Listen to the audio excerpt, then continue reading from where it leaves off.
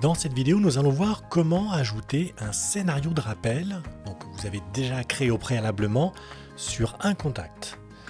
Là aujourd'hui, ce que je vais faire, c'est que je vais prendre un contact et en me baladant, en faisant ma prospection, j'ai vu que l'immeuble était en cours de ravalement.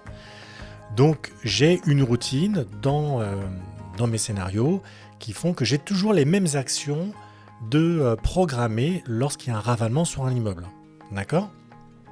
Donc pour ajouter mon rappel, je vais donc dans la partie centrale de mon contact et vous voyez, je clique sur rappel.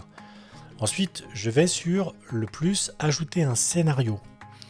Là, je vais donc chercher le scénario qui correspond donc à la routine que moi j'ai prévue en fonction de mon agence ou de mes habitudes de travail sur le suivi d'un immeuble qui est en cours de ravalement.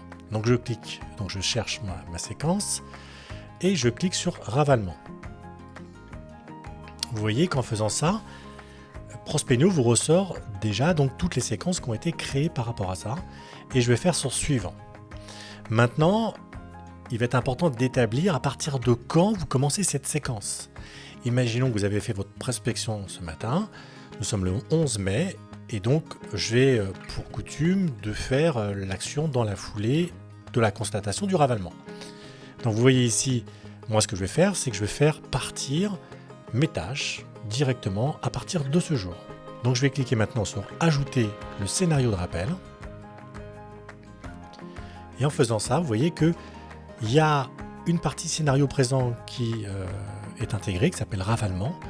Et il y a un ensemble de tâches, un ensemble de rappels voilà, qui sont prévus sur des laps de temps différents. Donc le premier rappel qui est prévu, c'est celui d'aujourd'hui. On a un petit label d'ailleurs qui précise bien que c'est aujourd'hui. Et les prochainement sont les rappels qui vont intervenir.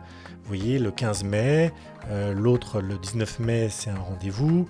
Ensuite, j'ai un courrier que j'ai prévu de déposer le 25, etc., etc.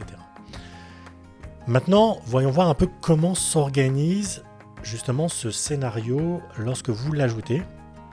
Quand vous arrivez sur la page d'accueil, vous voyez qu'il y a une tâche à faire ce jour, donc de type courrier. Quand je clique dessus, vous retombez d'ailleurs sur ce qu'on appelle la planification des rappels et activités et vous voyez qu'il y a bien une tâche à faire qui est de type courrier adressé. Alors je peux retourner sur mon contact en cliquant sur son nom directement ici et vous voyez qu'on revient sur la partie rappel.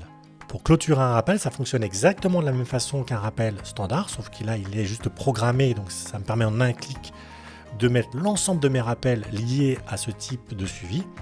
Et donc pour valider mon rappel ou potentiellement le modifier, il suffit de cliquer sur clôturer le rappel.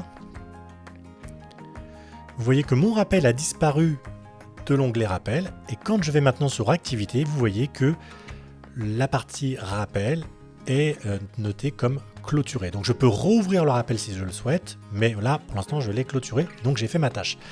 Si je retourne maintenant sur la page d'accueil de Prospenio, vous voyez que le rappel du jour courrier a disparu, je suis bien retombé à 0.